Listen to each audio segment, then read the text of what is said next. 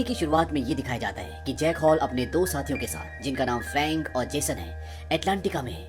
यहाँ पर चारों तरफ बर्फ ही बर्फ है और ये यहाँ पर बर्फ के सैंपल्स लेने के लिए आए हैं। और जब ये सैंपल्स ले रहे होते हैं तभी वहाँ पर बर्फ धंसना शुरू हो जाती है और इनकी ड्रिल मशीन वहाँ से हजारों फुट नीचे गिर जाती है। दरअसल यहाँ पर बर्फ की एक बहुत लंबी, गहरी और चौड़ी खाई बन चुकी है और अभी तक इन्होंने जो सैंपल्स लिए हैं वो बर्फ की खाई के उस तरफ है। जैक उस तरफ कूद जाता है और किसी तरह से वो अपनी जान पर खेल के उन सैंपल्स को ले आता है। इसके बाद जैक न्यू दिल्ली जाता है जहाँ पर यूएन की एक कॉन्फ्रेंस है और वो वहाँ पर ग्लोबल वार्मिंग के बारे में बताता है। वो कहता है कि अगर ग्लेशियर्स पिघल गए तो गर्मी का मौसम पूरी तरह से इस दुनिया से खत्म हो जाएगा। लेकिन यूएस वाइस प्रेसिडेंट बोलते हैं कि इस काम में अरबों खरबों रुपए का खर्चा है, इसकी कीमत कौन चुकाएगा। जैक बोलता है कि अगर हमने कुछ नहीं किया तो हमें और भी बड़ी कीमत चुकानी पड़ सकती है। बर्फीली चोटियां बहुत तेजी के साथ गायब हो रही हैं और जो आखिरी छोटा सा बर्फ का टुकड़ा टूटा था उसका साइज एक पूरे शहर के बराबर था। लेकिन जैक की बात को यहाँ पर ज्यादा तवज्जो नहीं दी जाती क्योंकि इस काम में बहुत ज्यादा खर्चा होता है। वहीं दूसरी तरफ ये दिखाते हैं कि मौसम में अब बहुत तेजी के साथ बदलाव आना शुरू हो जाते हैं। समंदर में तूफान आ रहे हैं और एक जगह टेम्परेचर एकदम से 13 डिग्री डाउन हो जाता है और यहाँ तक कि टोक्यो में आसमान से बर्फ के बड़े बड़े टुकड़े गिरते हैं जिससे कई लोग घायल हो जाते हैं। वहीं जैक हॉल अब अपने घर वापस आ जाता है और वापस आने के बाद उसे पता चलता है कि उसका बेटा सैम, जो कि एक बहुत ही होनहार स्टूडेंट है, वो फेल हो गया है। और जब वो अपने बेटे से पूछता है तो वो बोलता है कि जवाब मेरे दिमाग में था इसलिए मैंने लिखा नहीं और प्रोफेसर ने मुझे फेल कर दिया। जैक हॉल कहता है कि वो तुम्हें फेल कैसे कर सकता है, तुम उससे ज्यादा समझदार हो। सैम कहता है कि मैंने भी ऐसे ही कहा था और उन्होंने मुझे फेल कर दिया। दरअसल सैम न्यूयॉर्क जा रहा होता है, वहाँ पर एक क्विज कॉन्टेस्ट होता है और इसीलिए वो अपने कॉलेज के कुछ दोस्तों के साथ वहाँ जा रहा है। और जब वो फ्लाइट पर होता है तो एक बहुत जोरदार तूफान आता है और ऐसा लगता है कि अब इनमें से कोई भी नहीं बचेगा। लेकिन कुछ ही देर बाद प्लेन स्टेबल हो जाता है और ये न्यूयॉर्क पहुंच जाते हैं। न्यूयॉर्क में बहुत ट्रैफिक होता है और ये अपनी गाड़ी से उतर जाते हैं और तभी सैम आसमान की तरफ देखता है। वहाँ पर हजारों पक्षी एक साथ उड़ते हुए कहीं जा रहे होते हैं। वो चिल्ला रहे होते हैं जैसे कोई बहुत बड़ी अनहोनी होने वाली है। वहीं दूसरी तरफ प्रोफेसर टेरी रेप्सन को दिखाया जाता है। ये एक ओशनोग्राफर है, यानी कि जो समंदर के मौसम का ध्यान रखते हैं और ये जैक हॉल के साथ दिल्ली में जो यूएन की कॉन्फ्रेंस हुई थी वहाँ पर भी थे। और ये देखते हैं कि जहाँ समंदर में पहले एक जगह 13 डिग्री सेल्सियस तापमान कम हुआ था, जो इन्हें ऐसा लग रहा था कि वो किसी यंत्र की खराबी के कारण हुआ है, लेकिन अब वो तापमान लगातार कम होता हुआ आगे बढ़ता ही जा रहा है। दरअसल 4 अलग अलग जगहों पे दिखाया जाता है कि 13 डिग्री सेल्सियस तापमान कम हो चुका है और ये एक बहुत बड़ी बात होती है। इतनी जल्दी इतना तापमान नहीं गिरता और वो जैक हॉल को कॉल करते हैं। वो कहते हैं कि जैसा तुमने कहा था कि ग्लेशियर्स पिघलने से उत्तरी पूर्व महासागर की धाराओं पर असर पड़ेगा, लगता है वो असर पड़ना शुरू हो गया। जैक हॉल इस बात से हैरान हो जाता है। वो कहता है हमारे जीते जी ऐसा नहीं हो सकता था, उसके लिए अभी बहुत साल बाकी हैं। और वो उस ईमेल को चेक करता है जो उसे प्रोफेसर रेप्सन ने भेजी होती है। वो कहता है कि ऐसा पिछले 10,000 सालों में कभी नहीं हुआ। और इसके बाद मौसम विभाग ये जानकारी देता है कि 70 किलोमीटर प्रति घंटे की स्पीड से लॉस एंजलिस में हवाएं चल रही है और यहाँ पर एक बहुत बड़ा बवंडर आ सकता है। और ये दिखाया जाता है कि वहाँ पर जमीन से अपने आप ही कई बवंडर बनना शुरू हो जाते हैं और ये सिलसिला कई घंटों तक चलता रहता है। और जब तूफान बवंडर थमते हैं तो ये दिखाया जाता है कि पूरा लॉस एंजलिस शहर तबाह हो चुका है, बर्बाद हो चुका है और साथ ही साथ लॉस एंजलिस के लिए सभी फ्लाइट्स को कैंसिल कर दिया जाता है। और यहाँ पे अब एक बहुत बड़ी मीटिंग होती है। इस मीटिंग में मौसम विभाग के बहुत सारे लोग होते हैं और साथ ही साथ यहाँ पर यूएस सुरक्षा कमेटी के लोग और नासा के भी लोग होते हैं। जैक हॉल भी यहाँ पर होता है क्योंकि वो नासा के लिए काम करता है, लेकिन इनमें से किसी को भी इस मौसम के बदलाव की सही जानकारी नहीं होती। तभी जैक बोलता है कि क्या आपने उत्तर अंध महासागर की धाराओं पर ध्यान दिया। वो बताता है कल रात को मुझे प्रोफेसर रेप्सन का कॉल आया था और उनके मुताबिक धाराएं बदल गई हैं। तभी एक आदमी बोलता है ये कैसे हो सकता है। जैक बताता है कि इन धाराओं का संतुलन नमक के पानी से और मीठे पानी से होता है और ग्लेशियर पिघलने की वजह से कितना पानी समंदर में गया है इसका आप अंदाजा भी नहीं लगा सकते। और मुझे ऐसा लगता है कि समंदर से नमक का पानी कम हो रहा है और आप अंदाजा भी नहीं लगा सकते कि इससे मौसम कितना बदतर हो सकता है। वो इन्हें ये भी बताता है कि प्रोफेसर रेप्सन के केंद्र के पास कुछ जानकारी है और वो चाहते हैं कि मैं अपने प्राचीन यंत्र में उस जानकारी को डालकर आगे के मौसम की जानकारी को प्राप्त कर सकूं, जिस तरह से उसने पिछली बार अनुमान लगाया था। लेकिन पिछली बार जैक ने जो अनुमान लगाया था उसके अनुमान के हिसाब से ये सब 100 सालों बाद होना चाहिए था, लेकिन ये बहुत जल्दी हो गया। लेकिन उसका अनुमान बिल्कुल ठीक था। पर यहाँ पर जैक की बात को ज्यादा तवज्जो नहीं दी जाती। उन्हें लगता है ये सिर्फ एक थ्योरी है, लेकिन यहाँ पर कुछ लोग होते हैं जो जैक का साथ देने के लिए तैयार हो जाते हैं और ये सब इस पर शोध करते हैं और इन्हें ये पता चलता है कि आने वाले 8 से 10 हफ्तों में मौसम पूरी तरह से बदल जाएगा, जान माल की बहुत हानि होगी। और इसीलिए जैक वाइस प्रेसिडेंट के पास जाता है और वो से बताता है कि मेरे बनाए हुए मॉडल से मुझे ये पता चला है कि 8 से 10 हफ्तों में बहुत तबाही होने वाली है। लेकिन वाइस प्रेसिडेंट कहते हैं कि तुमने दिल्ली में यूएन की बैठक में कहा था कि ऐसा 100 सालों तक नहीं हो सकता। जैक बोलता है कि मैं गलत था, हमें शहरों को खाली करवाना चाहिए।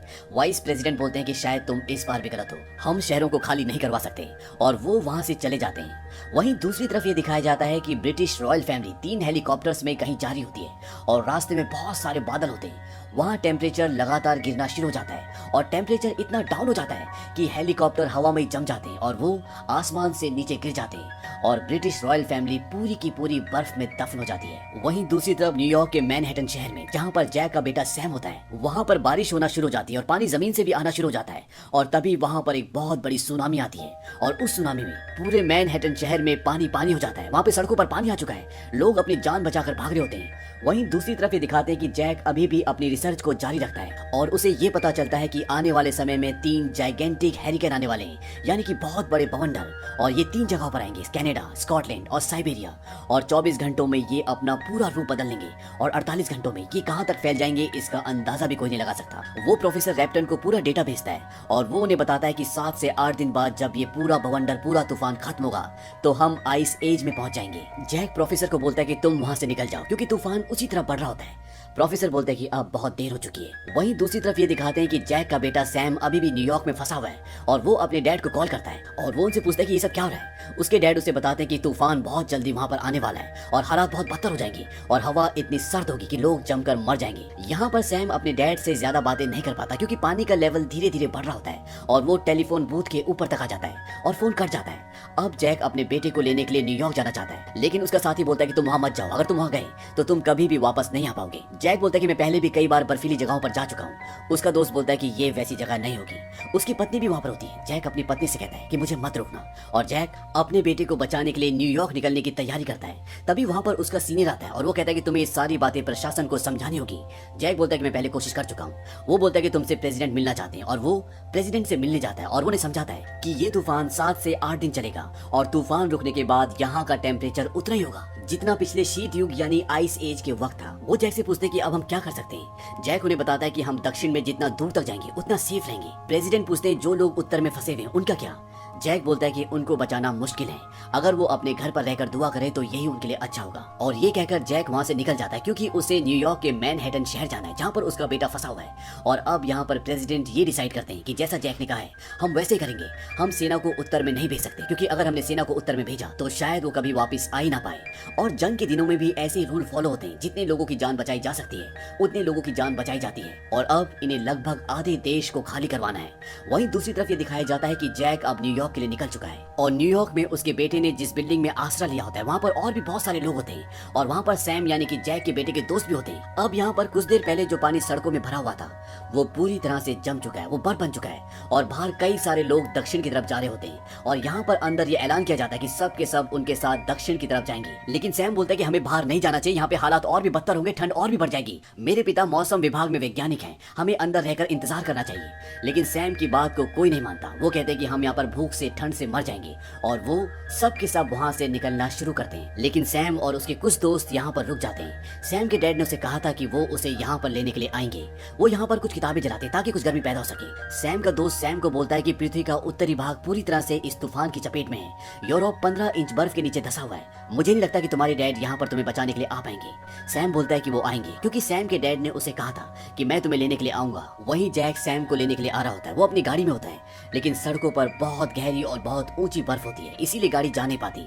और वो अपने उन साथियों के साथ जिनके साथ वो ऐसी जगहों पर पहले भी कई बार जा चुका है अब पैदल आगे चलना शुरू करता है। और रास्तों पर बर्फ इतनी ऊंची ऊंची हो चुकी है कि बड़ी बड़ी बिल्डिंग्स भी अब उन बर्फ के नीचे है। तभी इनमें जो सबसे पीछे होता है उसके पास जो सामान होता है वो उसे खींच कर आगे ले जा रहा होता है और बिल्डिंग के ऊपर का शीशा टूटकर वो सामान नीचे गिर जाता है। और उस सामान के साथ ये सब के सब रस्सी से बंधे होते हैं और एक के बाद एक घिसटते हुए उस सामान के साथ नीचे जाना शुरू करते हैं। लेकिन तभी जैक बर्फ पर हुक लगाता है और ये सब के सब रुक जाते हैं और इसके बाद उन्हें ये सामान छोड़ना पड़ता है। और अब ये तीनों की तीनों आगे का सफर तय करते हैं। इनके पास सेफ्टी का, खाने का, पीने का अब कोई सामान नहीं बचा और ये सब बिना सामान के अब आगे का सफर तय करते हैं और अगले 1 घंटे में तूफान न्यूयॉर्क तक पहुंच जाएगा। वहीं दूसरी तरफ जहां पर सैम और उसके दोस्त होते हैं वहां पर एक लड़की होती है जिसका नाम लॉरा होता है। दरअसल सैम लॉरा की वजह से यहाँ पर आया होता है। वो उसे प्यार करता है और लॉरा के पैर पर चोट लगी होती है जिससे पॉइजनिंग हो जाती है और उसकी तबीयत अब बहुत ज्यादा खराब है, उसे दवाइयाँ चाहिए।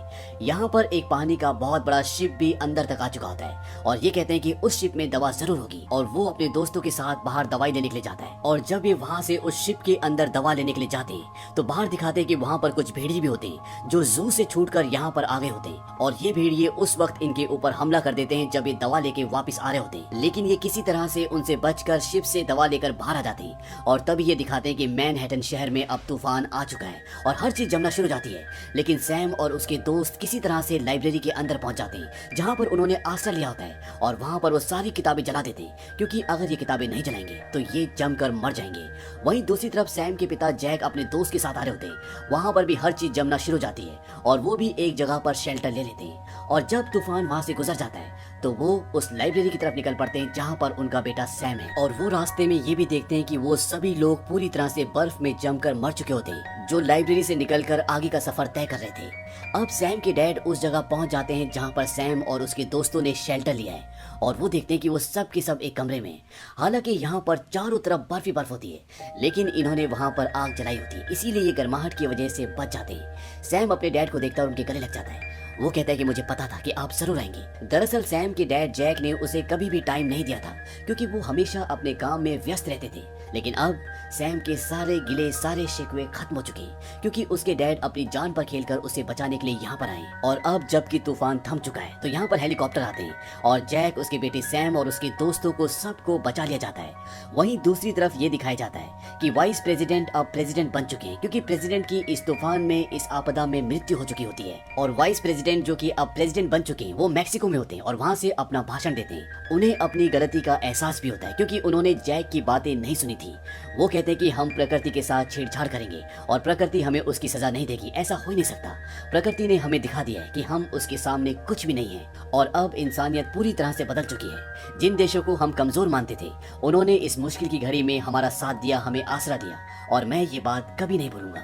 और इसी के साथ ये फिल्म, ये कहानी यहीं पर खत्म हो जाती है। दरअसल इस कहानी से लेखक दुनिया को ये समझाना चाहता है कि ग्लोबल वार्मिंग कितनी खतरनाक हो सकती है। अगर हम नेचर को डिस्टर्ब करेंगे तो इसका फल हमें भविष्य में भुगतना पड़ेगा। और इसमें ये भी दिखाया जाता है कि इंसान की नेचर के सामने कोई औकात नहीं है। अगर नेचर अपने आप में आ जाए तो पल भर में पूरी इंसानियत का खात्मा हो सकता है। ये फिल्म सन 2004 में रिलीज हुई थी और IMDb पर इसकी रेटिंग है 6.4। इस फिल्म का बजट था $125 मिलियन और बॉक्स ऑफिस पर इसने कमाई की थी $553 मिलियन की। उम्मीद करते हैं कि ये कहानी आपको पसंद आई होगी।